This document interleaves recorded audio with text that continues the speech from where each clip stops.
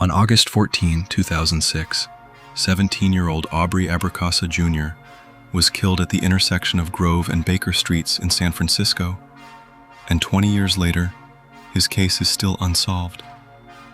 What makes this case especially heartbreaking is that Aubrey was remembered as a popular high school student, and his family has spent years keeping his memory alive while waiting for answers. Aubrey Abrakasa Jr. was the kind of teenager whose life was still unfolding. Police describe him as a 17-year-old student, and his family and community remembered him as a popular young person with people around him who cared about him. By the time his name became tied to a homicide case, the most important part of the story was already clear. This was a boy with a future, not just a file number. It was the afternoon of August 14, 2006, in San Francisco's northern Panhandle neighborhood.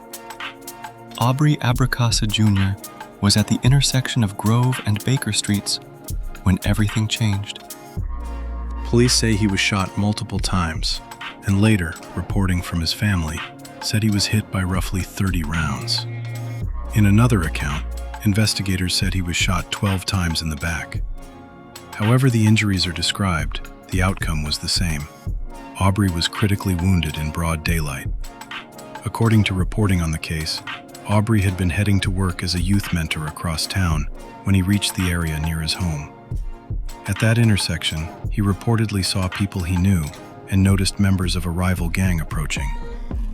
One account says he warned the people he knew to run, and as they scattered, the shooters redirected their violence toward Aubrey. San Francisco police later clarified that Aubrey himself was not a gang member and had never been one.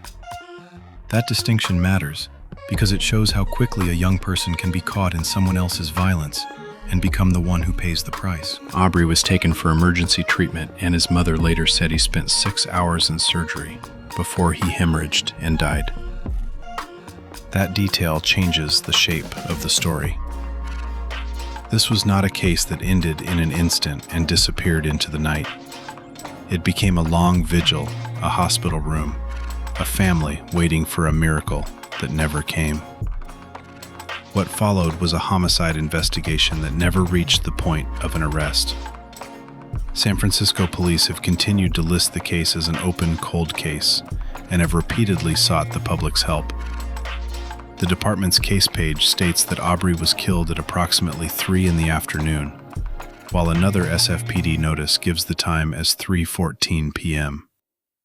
The exact minute is less important than the fact that this happened in daylight, in a neighborhood where people were around, and still no one has been held responsible. There was at least one major obstacle early on. Investigators believed the people who shot Aubrey were gang members, but a key witness was missing.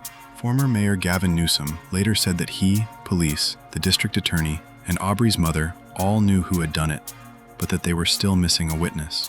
That is the kind of detail that explains why a case can feel close and far away at the same time.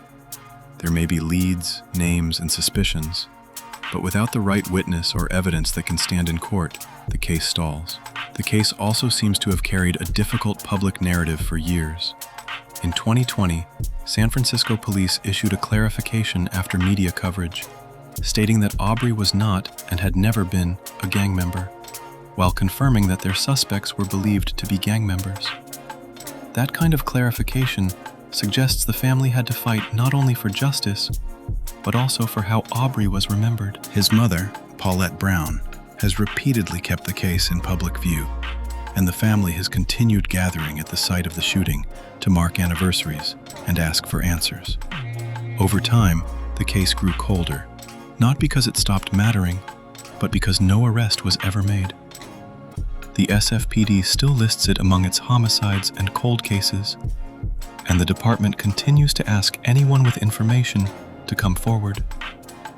The city has also authorized a $250,000 reward for information leading to the arrest and prosecution of the person or people responsible.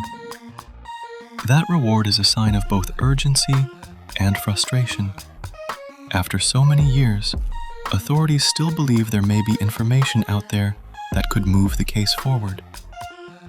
Today, Aubrey Abrakasa Jr.'s case remains unsolved. No arrests have been made, and the central unknowns are still the same ones that have lingered for 2 decades. Who pulled the trigger? Who saw enough to testify? And what piece of information has never yet reached investigators? The street where he was killed has even been renamed in his honor. A reminder that while the case is cold in the legal sense, it is still very alive in the memory of the people who loved him. This is one of those cases where the hardest part is not just the unanswered question of who did it, but the fact that a family has had to live with that question for 20 years. Aubrey was 17. He was a student. He was known and loved. And yet the full truth of what happened that afternoon at Grove and Baker still has not been brought into the open. If a case can stay unsolved for this long in plain sight, what do you think is usually missing most? The evidence? The witness willing to speak? Or the courage to finally break the silence?